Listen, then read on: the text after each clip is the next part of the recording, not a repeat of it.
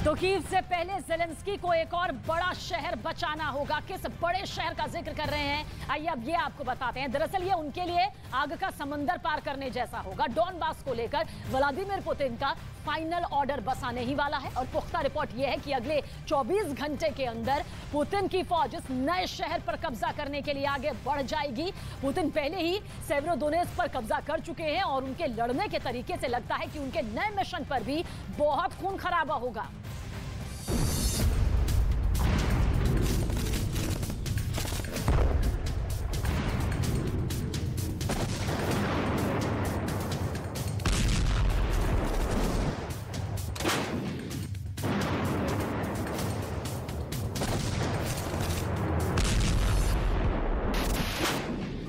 रूस का जमीन से हमला।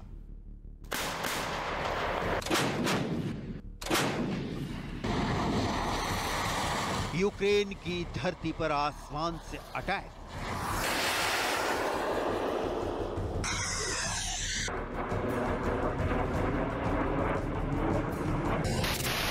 समंदर की लहरों से यूक्रेन पर रूस का हमला।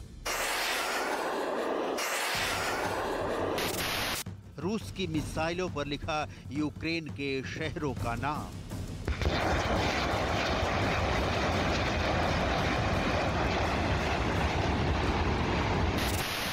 ड्रोन से चुन चुनकर पिन पॉइंट अटैक। यूक्रेन युद्ध में रूस दशों दिशाओं से यूक्रेन पर बारूद बरसा रहा है।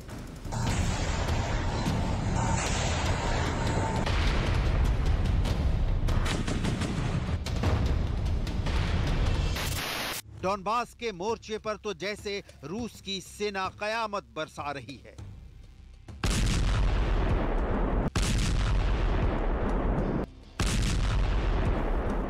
धमाकों की गुंज सुनकर लगता तो यही है कि पुतिन की रणनीति अब युद्ध को बहुत जल्द आखिरी अंजाम तक पहुंचाने की हो गई है। रूस का दावा है कि डॉनबास के सेवेरोडोनेत्स्क पर 100% कब्जा हो गया है। Под контроль Луганской Народной Республики перешли города Северодонецк и Боровское, населенные пункты Вороново и Сиротино. В освобожденных от киевского режима городах проживает около 108 тысяч человек. Общая площадь освобожденной территории составляет порядка 145 квадратных километров. पुतिन की सेना के मुख्य प्रवक्ता की यह आवाज अभी पूरी दुनिया में सुनाई जा रही है, क्योंकि इस कब्जे के बाद यूक्रेन का एक बड़ा हिस्सा अब पूरी तरह रूस के कब्जे में आ चुका है।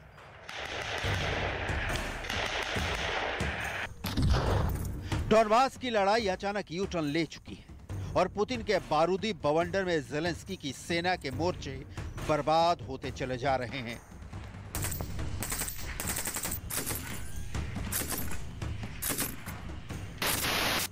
पिछले एक हफ्ते से यह खबर लगातार आ रही है कि सेवेरोडोनेत्स्क को यूक्रेन अब नहीं बचा पाएगा। फिर वहां ज़ेलेंस्की के गवर्नर का बयान आया, जिसमें सेवेरोडोनेत्स्क के हाथ से जाने का इशारा साफ साफ नजर आया। इसी इलाके में यूक्रेन के 2000 से ज्यादा सैनिक फंस गए हैं और उनका निकलना अब पुतिन के रहमो करम पर है। और अब रूस के रक्षा मंत्रालय के मुख्य प्रवक्ता ने संपूर्ण सेवेरोडोनेत्स्क पर रूस के कब्जे का ऐलान कर दिया है। हालांकि अपने बयान में उन्होंने रूस का नाम लेकर लुहांस्क पीपुल्स रिपब्लिक का नाम लिया है, लेकिन पूरी दुनिया को खबर है कि लुहांस्क पीपुल्स रिपब्लिक और रूस में कोई अंतर नहीं है। सेवेरोडोनेत्स्क रूस की सीमा से लगभग 140 किलोमीटर दक्षिण में है और लुहांस्क प्रांत का सबसे बड़ा शहर है। इस इलाके की आबादी करीब 1 लाख से ज्यादा है और यूक्रेन का एक बड़ा औद्योगिक केंद्र है। सेवेरोडोनेत्स्क शहर पर रूसी कब्जे का मतलब है कि पूरे लुहांस्क पर अब रूस के कब्जा की राह आसान हो गई है। इससे पहले साल 2014 में भी सेवेरोडोनेत्स्क पर रूस ने आंशिक रूप से कब्जा किया था, लेकिन 2 महीने बाद यूक्रेन ने दोबारा इस क्षेत्र को अपने कब्जे में ले लिया था। अब की बार क्या होने वाला है ये साफ साफ नहीं कहा जा सकता, क्योंकि इस बार रूस 2014 के मुकाबले ज्यादा आक्रामक है।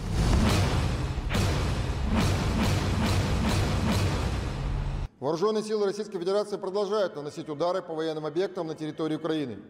Высокоточным оружием ВКС России и ракетами «Калибр» нанесен массированный удар по территории 169-го учебного центра сухопутных войск в районе населенного пункта Десна Черниговской области, 199-го учебного центра десантно-штурмовых войск в районе Тетеревки Житомирской области, а также 184-го учебного центра Вооруженных сил Украины в районе... रूस के रक्षा मंत्रालय का दावा है कि यूक्रेन जंग के एक लक्ष्य को रूसी सेना ने हासिल कर लिया है। रूस के रक्षा मंत्रालय के मुताबिक रूस पूर्वी यूक्रेन के डॉनबास में बड़े इलाके को यूक्रेन के कट्टरपंथियों से आजाद करवाने के बाद क्राइमिया तक एक गलियारा बना चुका है। रूस के रक्षा मंत्रालय का दावा है कि रूस ने क्राइमिया और डॉनबास क्षेत्र को लैंड बॉर्डर से जोड़ दिया है। इतना ही नहीं बल्कि इस कॉरिडोर के जरिए लोगों और सामानों की आवाजाही भी शुरू कर दी गई है। रूस ने साल 2014 में ही क्राइमिया पर कब्जा किया था। डॉनबास रीजन लुहांस्क और डोनेत्स्क दो छोटे इलाकों से मिलकर बना है। लुहांस्क का बड़ा हिस्सा रूस की सीमा से मिलता है। डोनेत्स्क एक तरफ रूस है तो दूसरी ओर अज़ोव सी है। डॉनबास के दक्षिण में यूक्रेन की पोर्ट सिटी मारियोपोल है, जिस पर रूसी सेना कब्जा कर चुकी है। डॉनबास एक ऐसी चाबी है जो कि फिलहाल यूक्रेन के हाथ से निकल चुकी है। ऐसे में अगर लुहांस्क रूस की मुट्ठी में गया तो पड़ोस में बसा डोनेत्स्क प्रांत भी ज्यादा देर नहीं टिक पाएगा और पूरे के पूरे डॉनबास पर रूस का राज होगा।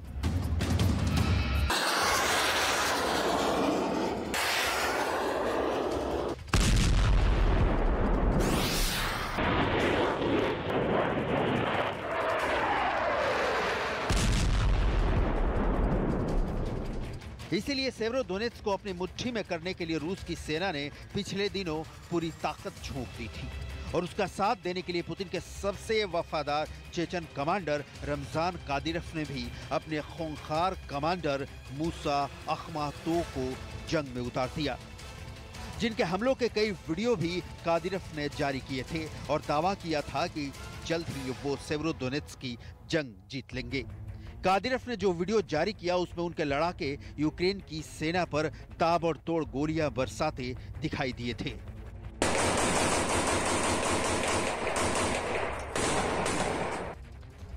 खूंखार चेचन लड़ाके मूसा अखमातोव ने भी अपने कमांडर को सही साबित करने में कोई कसर नहीं छोड़ी और यूक्रेन के सैनिकों की ऐसी घेराबंदी की कि उनके लिए जंग छोड़कर लौटने के अलावा कोई चारा नहीं बचा। Наші міста Сєвєродонецьк, Донецьк, Луганськ. Ми все повернемо. Щотижня ми йдемо до Херсону. Жодного дня не забували про Мелітополь, про Бердянськ, про Енергодар і Маріуполь. Всі інші міста України, які тимчасово окуповані, будуть тільки українці. यूक्रेन में दर्द बहुत ज्यादा है, लेकिन पुतिन के हमले नहीं थमे हैं और ना ही थमने वाले हैं। कीव में नाकामी मिलने के बाद मारियोपोल पर फोकस करने वाले पुतिन इस वक्त डॉनबास को हर कीमत पर अपने कब्जे में चाहते हैं और ये वो करके भी रहेंगे, क्योंकि उनको रोकने वाला कोई ताकत नजर नहीं आ रही। पुतिन का इरादा बहुत साफ है, वो यूक्रेन के दो बड़े टुकड़े करना चाहते हैं। सेवेरोडोनेत्स्क पर कब्जे के बाद अब लिसिचांस्क में भी रूसी सेना के घुसने की खबर है, जहां रूस और यूक्रेन के सैनिकों के बीच सीधी जंग शुरू हो गई है। उधर अज़ोद प्लांट पर भी रूस ने कब्जा कर लिया है। सेवेरोडोनेत्स्क पर कब्जे के बाद कई और छोटे बड़े शहर और कस्बे रूस के कब्जे में आएंगे। ये तस्वीरें उसी सेवेरोडोनेत्स्क की है। तस्वीरें बिना कुछ बोले तबाही की गवाही दे रही हैं। इन सबके बीच पुतिन का इरादा एक बार फिर कीव की तरफ बढ़ने का है और उसके लिए वो कुछ भी कर गुजरेंगे। यह डॉनबास के युद्ध ने साबित कर दिया है। इसलिए युद्ध अभी और तेज होगा, भीषण होगा, इसमें कोई दो मत नहीं।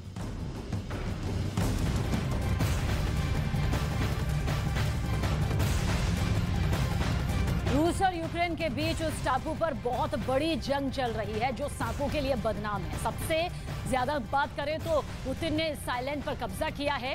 ज़ेलेंस्की की सेना यहां बम की बारिश कर रही है। यही वजह है कि इस टापू पर कब्जा कायम रखने के लिए व्लादिमीर पुतिन ने अब मिशन अजगर शुरू कर दिया है। किस मिशन अजगर का हम जिक्र कर रहे हैं, ये आप देखिए इस रिपोर्ट के जरिए।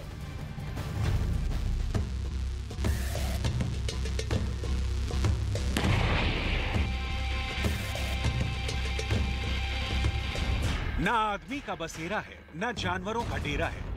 जंगल है जहां दुनिया के सबसे विषधर सांप हवा में उड़कर शिकार करते हैं।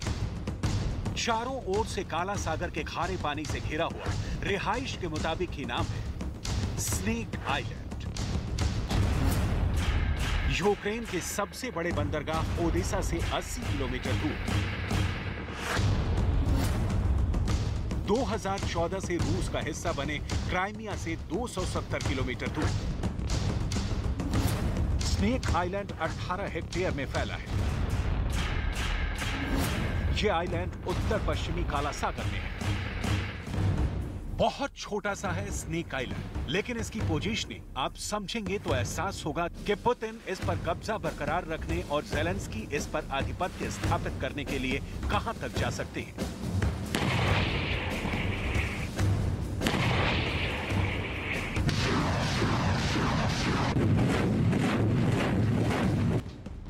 क्यों मचा है सांपों वाले टापू के लिए संग्राम?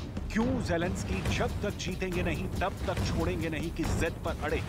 क्यों यूक्रेन पर हमला करते ही ब्लैक सी के विषधरों वाले टापू पर रूस की मिसाइलों ने कहर ढा दिया? इन सब के बारे में एक एक कर पूरी डिटेल में आपको जानकारी देंगे, लेकिन पहले रूस के कब्जे में जा चुके स्नेक आइलैंड पर फिर से कब्जा करने के लिए ज़ेलेंस्की क्या कर रहे हैं, जरा ये देख लीजिए। क्योंकि जंग में फैसला भले ही हथियार से हो, लेकिन जहां जंग लड़ी जाती है वो जमीन जंग की दिशा और दशा दोनों निर्धारित करती है। यही वजह है कि इंसान विहीन सांप के टापू के लिए ज़ेलेंस्की गोले बरसा रहे हैं। Su-25 bomber, Su-27 fighter jet, Mi-8 helicopter से रॉकेट फायर, टर्की से मिले ड्रोन TB2 से बारूद की बारिश। यूक्रेन के स्नेक आइलैंड पर दोबारा विजय की छटपटाहट है कि 30 से भी ज्यादा हमले वो कर चुका है, लेकिन नतीजा कुछ नहीं निकला और ना अब निकलने की उम्मीद दिखती है, क्योंकि धीरे धीरे ही सही पुतिन यूक्रेन विजय के करीब पहुंच रहे हैं। यूक्रेन के दक्षिण में ओडेसा पर रूस का कब्जा हो चुका है। पूर्व में डॉनबास के सेंटर पॉइंट सेवेरोडोनेत्स्क पर भी रूस का झंडा लहरा रहा है और रणनीतिक रूप से बेहद महत्वपूर्ण स्नेक आइलैंड या काला सागर में रूस का वर्चस्व स्थापित है। ज़ेलेंस्की नागलोक का नायक बनना चाहते हैं। एक तरफ शांति वार्ता के पन्ने पलटते हैं और दूसरी तरफ यूरोप और अमेरिका से हथियार पर हथियार देने की अपील करते रहते हैं। स्नेक आइलैंड को ज़ेलेंस्की ने प्रतिष्ठा का सवाल बना लिया है, क्योंकि ज़ेलेंस्की के दिल में ये बात अब भी गंभीर रूप से गड़ी है कि नेटो ज़ेलेंस्की को ब्लैक सी में डूबने नहीं देगा। इसी उम्मीद के दम पर ज़ेलेंस्की स्नेक आइलैंड पर गोले बरसा रहे हैं।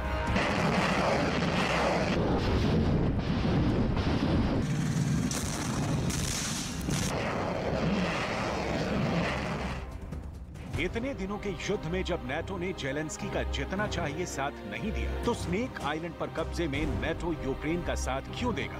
इसकी 3 बड़ी वजह है। पहली, नेटो ये चाहता है कि ब्लैक सी में रूस की स्थिति कमजोर हो। दूसरी, स्नेक आइलैंड पर रूस के कब्जे का मतलब है रूस का एक और सैनिक अड्डा। और तीसरी लेकिन सबसे महत्वपूर्ण वजह है ब्लैक सी में रूस के जहाजों पर रोक के कारण यूक्रेन में अनाज की सप्लाई बाहर नहीं हो पा रही है। आलम यह है कि यूक्रेन के अनाज के बंद सप्लाई से दुनिया में भुखमरी की नौबत आने की आशंका जताई जा रही है। संयुक्त राष्ट्र ने चेतावनी दी है कि दशकों में सबसे बड़े अकाल का खतरा पैदा हो गया है। एक रिपोर्ट के मुताबिक यूक्रेन के पोर्ट्स पर 4.5 मिलियन टन अनाज रखा हुआ है। यूक्रेन के अंदर के गोदामों में करीब 20 मिलियन टन अनाज पड़ा है। यूक्रेन दुनिया के सबसे बड़े गेहूं उत्पादक देशों में से एक है। यूरोप से लेकर अफ्रीका तक यूक्रेन का गेहूं और सूरजमुखी पहुंचता है। अफ्रीका के कई गरीब देश यूक्रेन के गेहूं पर ही निर्भर हैं। जाहिर है, सप्लाई ठप है तो पहले से दबा कई अफ्रीकी देश मुश्किल में फंस जाएंगे, जो नाटो देशों के सामने एक और बड़ी मुश्किल होगी। लिहाजा ज़ेलेंस्की को उम्मीद है कि ब्लैक सी में पुतिन से लड़ने की उन्हें ताकत जो बाइडेन और बोरिस जॉनसन से मिलती रहेगी। इसलिए स्नेक आइलैंड बारूद से पट गया है। नाटो क्यों स्नेक आइलैंड को लेकर यूक्रेन के साथ है, आपने जान लिया। तो अब समझने की कोशिश करते हैं कि स्नेक आइलैंड को लेकर पुतिन इतने सजग, सावधान और सचेत क्यों है। इसी ब्लैक सी में रूस के सबसे बड़े जंगी जहाजों में से एक मास्को को ज़ेलेंस्की ने डुबो दिया। इस तथ्य के बावजूद कि रूस ब्लैक सी का राजा है, मास्को का डूबना रूस की ताकत को डायरेक्ट चैलेंज था। रूस के लिए नाटो से दूरी जितनी जरूरी है, उससे कम जरूरी नहीं है काला सागर, क्योंकि काला सागर मतलब व्यापार, और जितना व्यापार उतना शक्तिशाली देश। लिहाजा रूस स्नेक आइलैंड पर लंबी दूरी का खतरनाक एयर डिफेंस सिस्टम तैनात करना चाहता है। स्नेक आइलैंड पर आधिपत्य मतलब ओडेसा से लेकर डॉनबास तक यूक्रेन के पूरे दक्षिणी तट पर कब्जा। स्नेक आइलैंड वो रास्ता है जिससे रूस ने पूरे यूक्रेन का व्यापार अपनी मुट्ठी में बंद कर लिया है। जाहिर छटपटाहट तो होगी। और रूस के स्नेक आइलैंड पर कब्जे से सिर्फ यूक्रेन ही परेशानी में नहीं है, बल्कि एक और देश रोमानिया भी परेशान है, क्योंकि स्नेक आइलैंड की दूरी रोमानिया के तट से सिर्फ 45 किलोमीटर है। रोमानिया नेटो का सदस्य देश है। रूस के लिए ये स्नेक आइलैंड कितना अहम हो जाता है, आप इसे समझ सकते हैं। इसलिए रूस ने न सिर्फ युद्ध के शुरुआती दिनों में ही स्नेक आइलैंड पर कब्जा जमा लिया, बल्कि स्नेक आइलैंड पर रूस ने अपना सैम सिस्टम यानी surface to air missile system भी तैनात कर दिया। टॉर मिसाइल सिस्टम को तैनात किया है। Pantsir short range air defence system को लगाया है। स्नेक आइलैंड की किस्मत का फैसला युद्ध के बाद ही होगा। पुतिन ही स्नेक आइलैंड के भाग्य विधाता होंगे, क्योंकि रूस यूक्रेन जंग अब यूक्रेन की राजधानी कीव पर अटक गई है। कीव का किला गिरा और यूक्रेन फतह। ऐसे में ज़ेलेंस्की नाटो देशों की ताकत का इस्तेमाल कर भी स्नेक आइलैंड को नहीं बचा सकते। लेकिन ज़ेलेंस्की की वॉर स्ट्रेटजी पर शक की गुंजाइश करने वालों को यूक्रेन के सैनिकों ने करारा जवाब दिया है। ज़ेलेंस्की जंग में भले ही मात खा रहे, जज्बा बरकरार है। От вже в понеділок братимемо участь в саміті Групи Семи. На тижні відбудеться і саміт НАТО. 45 ракет за половину доби і якраз напередодні таких зустрічей. Все зрозуміло, ще одне підтвердження саме нашої позиції. Це підтвердження, що санкційних пакетів проти Росії недостатньо. Збройної допомоги для України треба більше. І що системи протиповітряної оборони, сучасні системи, які є у наших партнерів, мають бути не на полігонах або на зберіганні, а в Україні, де вони зараз і потрібні. Потрібні більше. Більше, ніж будь-якому іншому. स्नेक आइलैंड की जंग मिसाइलों की जंग है और रूस इस मामले में पूरी दुनिया में अव्वल है। रूस यहाँ अगर स्नेक आइलैंड पर युद्ध के बाद भी बैठा रहता है तो काला सागर उसकी पकड़ में रहेगा, और काला सागर में छिपा है गैस और तेल का खजाना। दुनिया के सबसे छोटे समंदर में अब तक रूस की ही दादागिरी चलती है। काला सागर से 6 देशों की सीमा लगती है: जॉर्जिया, रूस, तुर्की, बुल्गारिया और रोमानिया। इन 6 देशों में से 4 नाटो की सदस्य हैं और 5वां यूक्रेन नाटो की सदस्यता के लिए अप्लाई कर चुका है। रूस के साथ तुर्की भी चाहता है कि काला सागर में छिपी माइंस हटा ली जाए ताकि यूक्रेन की बंदरगाहों से अनाज की सप्लाई हो सके, लेकिन ज़ेलेंस्की ऐसा नहीं चाहते। बावजूद इसके तुर्की यूक्रेन के साथ खड़ा है, क्योंकि तुर्की नाटो का सदस्य देश है। नाटो को काउंटर करने के लिए काला सागर में रूस का सेवेस्तोपोल बंदरगाह है, जो रूस का बहुत महत्वपूर्ण मिलिट्री अड्डा है। काला सागर का स्नेक आइलैंड ऐसे में रूस के लिए हर तरह से महत्वपूर्ण ठिकाना बन गया है और रूस की सेना इसे जान देकर भी बचाए रखना चाहेगी।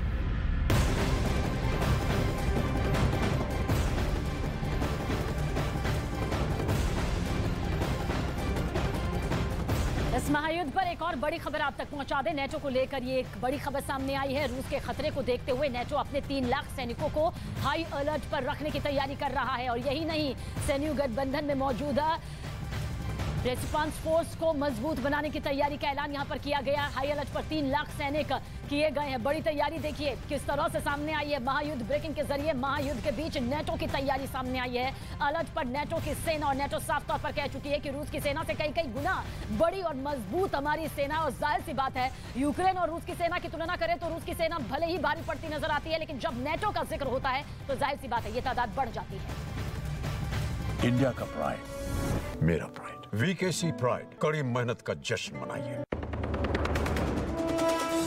बीजेपी और शिवसेना के बागी शिंदे गुट के बीच सहमति की खबर। सूत्रों के मुताबिक अगर सरकार बनी तो देवेंद्र फडणवीस ही बनेंगे मुख्यमंत्री, जबकि एकनाथ शिंदे बन सकते हैं डिप्टी सीएम। महाराष्ट्र में सियासी संकट के बीच राज्यपाल ने लिखी उद्धव सरकार के प्रधान सचिव को चिट्ठी। 22 से 24 जून के बीच मंजूर किए गए प्रस्तावों की मांगी जानकारी। शिवसेना नेता संजय राउत का फिर बागियों पर हमला, कहा 11 जुलाई तक आराम करें विधायक। गुवाहाटी में मौजूद सभी विधायकों के बागी नहीं होने का भी किया दावा। 11 जुलाई तक और वहां आराम करने का एक प्रमाण है। महाराष्ट्र में उनके लिए कुछ काम नहीं है।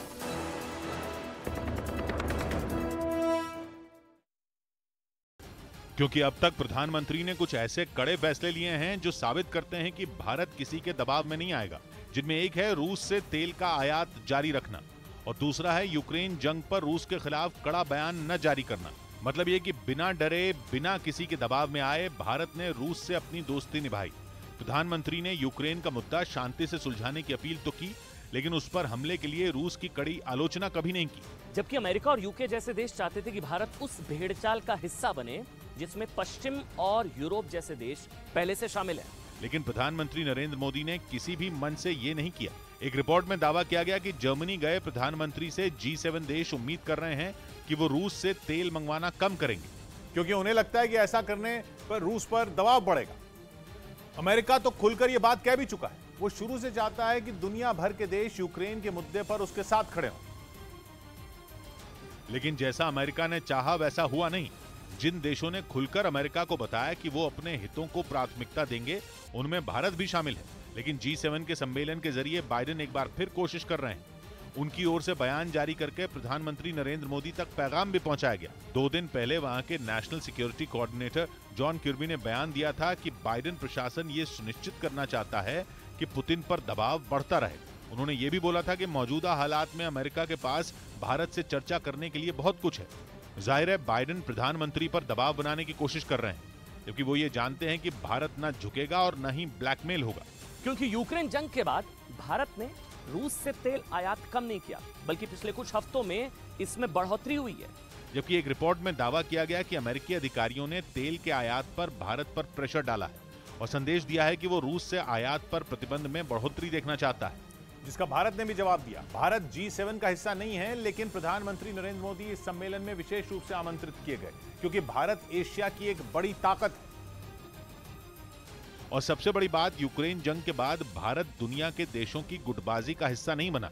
उसने ना ऊर्जा के मुद्दे पर घुटने टेके और न ही गेहूं पर। इतना ही नहीं, कुछ दिन पहले ही विदेश मंत्री एस जयशंकर का बयान भी आया, जिसमें उन्होंने कहा था कि केवल भारत से ही सवाल क्यों किया जा रहा है, जबकि यूरोप के कई देश अब भी रूस से गैस मंगवा रहे हैं। जबकि भारत के विदेश मंत्री ये पहले ही बोल चुके हैं कि यूरोप दरअसल ये चाहता है कि दुनिया उसकी समस्या समझे, लेकिन वो दुनिया की समस्या समझ ही नहीं रहा है। यानी भारत उन चुनिंदा देशों में शामिल है जो पश्चिमी देशों को सच का आईना दिखा रहे हैं। माना जा रहा है कि इसी वजह से G7 प्रधानमंत्री को रूस पर दबाव बनाने के लिए मनाना चाहता है। वही G7 जो 2014 से पहले G8 था और जिसमें रूस भी शामिल था। लेकिन 2014 में जब रूस ने यूक्रेन के काला सागर के द्वीप क्राइमिया पर कब्जा कर लिया, तो रूस को G8 से निकाल दिया गया और वो G7 बन गया। उधर प्रधानमंत्री के दौरे से पहले UAE और भारत और करीब आ गए। UAE ने भारतीय वायुसेना की मदद करके ये साबित किया। जर्मनी से प्रधानमंत्री UAE जाने वाले, जहां वो एक दिन ही रुकेंगे। लेकिन मौजूदा हालात में उनका एक दिन का UAE दौरा भी बहुत मायने रखता है। तेल संकट से जूझ रही दुनिया की नजर इस बात पर है कि UAE में PM अपनी विदेश नीति का कौन सा दांव चलेंगे। हालांकि इससे पहले ही दुनिया ने भारत और UAE की दोस्ती की मिसाल देख ली, क्योंकि UAE की वायुसेना ने भारतीय विमानों में हवा में ईंधन भरा। जिन 3 विमानों में ईंधन भरा गया वो हैं सुखोई 30 MKI। ये विमान मिस्र में चल रहे हवाई कार्यक्रम का हिस्सा बनने जा रहे थे और रास्ते में यूएई ने भारत की वायुसेना की मदद की। भारत की वायुसेना ने इस मदद के लिए यूएई का शुक्रिया भी अदा किया। यानी प्रधानमंत्री के यूएई दौरे से पहले अच्छे संकेत मिले हैं। भारत और यूएई के संबंध लगातार बेहतर हो रहे हैं। दोनों देशों के बीच हुए फ्री ट्रेड एग्रीमेंट के बाद तो वो और नजदीक आ गए और भारत को उम्मीद है कि प्रधानमंत्री के वहां जाने से दोनों देश दोस्ती की नई कहानी लिखेंगे। यही नहीं, पीएम के दौरे का दोनों देशों की अर्थव्यवस्था पर भी अच्छा असर पड़ेगा। यूरेशियन टाइम्स ने दावा किया कि अगर सब ठीक रहा तो अगले 5 साल में दोनों देशों के बीच व्यापार $100 बिलियन मतलब भारतीय रुपयों में 7,80,000 करोड़ रुपए हो जाएगा। यानी एक और व्यापारिक रिश्ते मजबूत हो रहे हैं तो वहीं सुरक्षा क्षेत्र में नजदीकी बढ़ रही है। खास बात यह कि इस बार प्रधानमंत्री की मुलाकात यूएई के नए राष्ट्रपति मोहम्मद बिन जायद अल नाह्यान से होगी। यूएई उन देशों में शामिल है जिससे भारत के व्यापारिक रिश्ते काफी मजबूत हैं। यही नहीं, ये देश भारत की मध्य एशिया में एंट्री का रास्ता भी है। लेकिन यूक्रेन जंग के बाद दुनिया का समीकरण बदला है। माना जा रहा है कि प्रधानमंत्री का दौरा ये सुनिश्चित करने के लिए है कि दोनों देशों की दोस्ती पहले जैसी ही रहे। जर्मनी में चल रहे G7 समिट के बीच यूक्रेन की राजधानी कीव पर मिसाइलों से हुए ताबड़तोड़ हमले से ज़ेलेंस्की बुरी तरह भड़क गए। उन्होंने दावा किया कि हमलों को अंजाम देने वाले रूस के किसी भी पायलट को बख्शा नहीं जाएगा, क्योंकि रूस की तरफ से यूक्रेन की राजधानी कीव पर रविवार की सुबह जो हमला किया गया उसने लोगों को दहला कर रख दिया। बताया गया कि इस हमले में रूसी सेना ने कीव पर 14 मिसाइलें दागी। पुतिन की सेना की तरफ से दागी गई मिसाइल ने एक इमारत को भी निशाना बनाया। हमले के बाद 9 मंजिला इमारत की ऊपर की 3 मंजिलें पूरी तरह तहस नहस हो गईं। वहां रह रहे लोग इमारत के अंदर ही फंस गए। मिसाइल हमले की खबर मिलते ही रेस्क्यू टीम वहां पहुंची और उन्होंने राहत बचाव का काम शुरू किया। हमले में घायल हुए लोगों को निकाला जाने लगा। लेकिन कीव पर हुए इस हमले में इमारत इतनी बुरी तरह टूट फूट गई थी कि वहां से लोगों को निकाल पाना भी आसान नहीं था। हालांकि रेस्क्यू टीम के सदस्यों ने लोगों की जान बचाने में अपनी पूरी ताकत लगा दी और मिसाइल के हमलों से बर्बाद हुई इमारत के मलबे से लोगों को निकालने का काम जारी रखा। बताया गया कि हाल के दिनों में कीव पर बोला गया ये सबसे भीषण हमला था। दावे के मुताबिक 5 जून के बाद से ही पुतिन ने कीव को टारगेट नहीं किया था, लेकिन 20 दिनों बाद उनकी सेना ने अपनी मिसाइलों का रुख कीव की तरफ मोड़ दिया। मिसाइलों के धमाकों से शहर थर्रा उठा। शहर में हमले के अलर्ट वाले सायरन बजने शुरू हो गए। दावा किया गया कि कुछ ही समय में रूसी सेना ने कीव पर 14 मिसाइलें बरसा दी और मिसाइल हमले की चपेट में एक इमारत भी आ गई। हमला इतना भयंकर था कि इमारत के मलबे से आसपास मौजूद कारें ढक गईं। वहां आसपास के बड़े इलाके में मौजूद लोग सहम गए, क्योंकि रूस के जोरदार हमले ने एक बार फिर कीव के लोगों में यह डर बैठा दिया कि आने वाले दिनों में भी अब उसके निशाने पर राजधानी ही होगी। जबकि इस हमले के बाद यूक्रेन के राष्ट्रपति ज़ेलेंस्की बुरी तरह भड़क गए और उन्होंने दावा किया कि इस हमले में शामिल रूस के लड़ाकू विमानों के किसी भी पायलट को बख्शा नहीं जाएगा। उन्होंने फिर यह आरोप लगाया कि यूक्रेन को झुकाने के लिए पुतिन की सेना वहां के रिहायशी इलाकों को निशाना बना रही है। हालांकि उन्होंने पुतिन को चुनौती देते हुए दावा किया कि रूस की सेना अपनी इन चालों से जंग में यूक्रेन के सैनिकों को झुका नहीं सकती। इस बीच कीव के मेयर ने हमले की जगह जाकर वहां का जायजा लिया। हमले के कई घंटों बाद भी इमारत से धुआं उठता दिखाई दिया, जबकि इमारत के मलबे से लोगों के निकाले जाने का सिलसिला भी जारी रहा। इस बीच एक बड़ा सवाल खड़ा हुआ कि आखिर 20 दिन बाद अचानक पुतिन की आंखें कीव की तरफ कैसे टेढ़ी हों? ऐसा क्या हुआ कि पुतिन ने अपनी सेना को कीव पर ताबड़तोड़ हमले का आदेश दे दिया? तो पुतिन के इस गुस्से का राज छिपा है इन तस्वीरों में। जर्मनी में G7 की बैठक में पहुंचे अमेरिकी राष्ट्रपति बाइडेन का जोरदार स्वागत हुआ। G7 की बैठक में यूक्रेन युद्ध का मुद्दा छाया रहा। वहां रूस पर और भी कड़े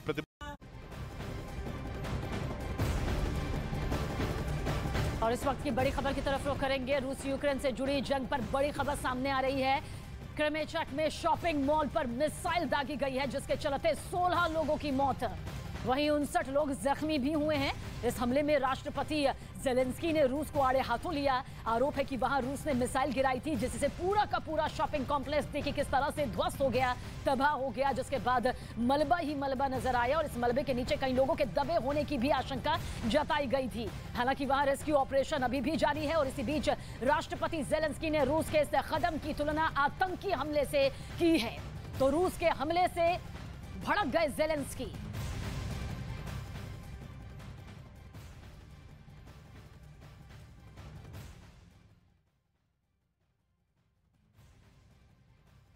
को साफ साफ संदेश दे दिया कि सीरिया में रूस का खेल अभी खत्म नहीं हुआ है और उन्हें यूक्रेन युद्ध में उलझाकर वो सीरिया में दखल देने की भूल न करे। इसके लिए रूस की सेना ने इस महीने में दूसरी बार सीरिया की फौज के साथ मिलकर बड़ी ड्रिल की, जिसमें दोनों देशों के सैकड़ों पैराट्रूपर एक जंगी विमान से छलांग लगाते दिखाई दिए। एक ओर पैराशूट पहने जवान जमीन पर उतरते नजर आए तो दूसरी ओर उनकी सुरक्षा के लिए वहां लड़ाकू विमान भी मंडराते दिखाई दिए। इससे कुछ दिन पहले भी रूस ने दुश्मनों को चेतावनी देने के लिए सीरिया के साथ एयर ड्रिल की थी, जिसमें रूस के घातक सुखोई 35 लड़ाकू विमानों ने सीरिया के फाइटर जेट के साथ उड़ान भरकर अपनी ताकत दिखाई थी। और इस बीच पश्चिमी मीडिया ने दावा किया कि रूस ने सीरिया में अपने 6 सबसे खतरनाक का-52 अटैक हेलीकॉप्टर और 2 सुखोई 34 लड़ाकू विमानों की भी तैनाती कर दी है, जो यूक्रेन की जंग में अपना लोहा मनवा चुके हैं। और दावा तो यह भी है कि सीरिया के अलग अलग शहरों में रूस की दर्जनों बख्तरबंद गाड़ियों के काफिले भी पहुंच चुके हैं, जबकि कई मीडिया रिपोर्ट में दावा किया गया था कि रूस यूक्रेन में अपनी पूरी ताकत झोंकने के लिए सीरिया से अपने सैनिक और वहां तैनात अपने घातक हथियार निकाल रहा है। माना जा रहा है कि तुर्की ने भी इसका फायदा उठाने की कोशिश कर दी और सीरिया में बड़ा मिलिट्री ऑपरेशन करने की धमकी तक दे डाली, जिसके लिए उसने बहाना बनाया कुर्द लड़ाकों का। हालांकि तुर्की की ये धमकी कोई नई नहीं है, वो पिछले कुछ बरसों से सीरिया के अंदर फौज भेजने की धमकी देता रहा है।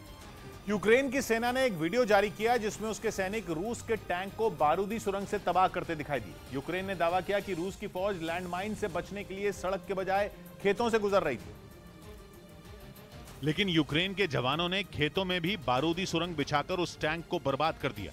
जो वीडियो जारी किया गया उसमें बीच सड़क पर एक ध्वस्त टैंक दिखाई दिया, जिसे देखकर रूस के जवानों को इस बात का अंदेशा हो गया कि दुश्मन ने सड़क पर लैंडमाइन बिछाई हुई है, इसलिए रूस की फौज सड़क के बजाय खेतों से होकर जाने लगी। लेकिन टैंक में सवार सैनिक इस बात से बेखबर थे कि यूक्रेन ने खेतों में भी बारूदी सुरंग बिछा रखी है, लिहाजा एक टैंक जैसे ही लैंडमाइन के ऊपर से गुजरा वहां जोरदार धमाका हुआ, जो इतना जोरदार था कि उसकी वजह से कुछ सेकंड के लिए आसमान धुएं से भर गया।